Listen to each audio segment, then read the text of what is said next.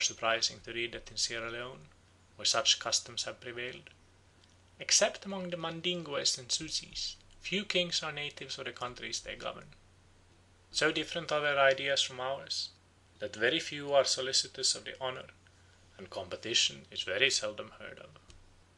The Mikados of Japan seem early to have resorted to the expedient of transferring the honours and burdens of supreme power to their infant children, and the rise of the Tycoons, long the temporal sovereigns of the country, is traced to the abdication of a certain Mikado in favour of his 3-year-old son.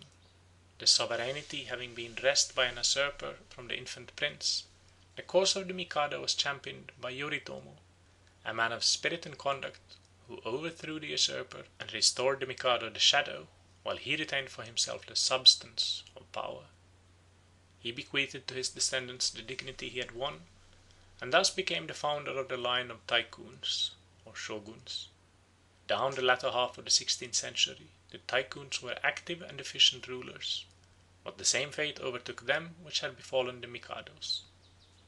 Enmeshed in the same inextricable web of custom and law, they degenerated into mere puppets, hardly stirring from their palaces and occupied in a perpetual round of empty ceremonies, while the real business of government was managed by the Council of State. In Tonquin the monarchy ran a similar course, living like his predecessors in effeminacy and sloth. The king was driven from the throne by an ambitious adventurer named Mak, who from a fisherman had risen to be great mandarin. But the king's brother Tring put down the usurper and restored the king, retaining, however, for himself and his descendants the dignity of general of all the forces. Thenceforward the kings, though invested with the title and pomp of sovereignty, ceased to govern. While they lived secluded in their palaces, all real political power was wielded by the hereditary generals. In Mangaia, a Polynesian island, religious and civil authority were lodged in separate hands, spiritual functions being discharged by a line of hereditary kings, while the temporal government was entrusted from time to time to a victorious war chief, whose investiture, however, had to be completed by the king. Similarly in Tonga, besides the civil king whose right to the throne was partly hereditary and partly derived from his warlike reputation and the number of his fighting men, there was a great divine chief who ranked above the king and the other chiefs in virtue of his supposed descent from one of the chief gods.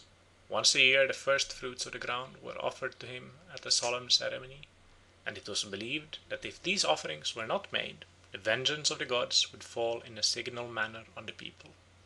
Peculiar forms of speech, such as were applied to no one else, were used in speaking of him, and everything that he chanced to touch became sacred or tabooed. When he and the king met, the monarch had to sit down on the ground in token of respect until his holiness had passed by. Yet though he enjoyed the highest veneration by reason of his divine origin, this sacred personage possessed no political authority, and if he ventured to meddle with affairs of state, it was at the risk of receiving a rebuff from the king, to whom the real power belonged, and who finally succeeded in ridding himself of his spiritual rival. In some parts of Western Africa 2 kings reigned side by side, a fetish or religious king and a civil king, but the fetish king is really supreme. He controls the weather and so forth, and he can put a stop to everything.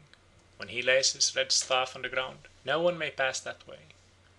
This division of power between a sacred and a secular ruler is to be met with wherever the true Negro culture has been left unmolested, but where the Negro form of society has been disturbed, as in Dahomey and Ashanti, there is a tendency to consolidate the 2 powers in a single king. In some parts of the East Indian island of Timor, we meet with a partition of power like that which is represented by the civil king and the fetish king of Western Africa. Some of the Timorese tribes recognize 2 rajas, the ordinary or civil raja, who governs the people, and the fetish or taboo raja, who is charged with the control of everything that concerns the earth and its products. This latter ruler has the right of declaring anything taboo. His permission must be obtained before new land may be brought under cultivation, and he must perform certain necessary ceremonies when the work is being carried out. If drought or blight threatens the crops, his help is invoked to save them. Though he ranks below the civil raja, he exercises a momentous influence on the course of events, for his secular college is bound to consult him in all important matters.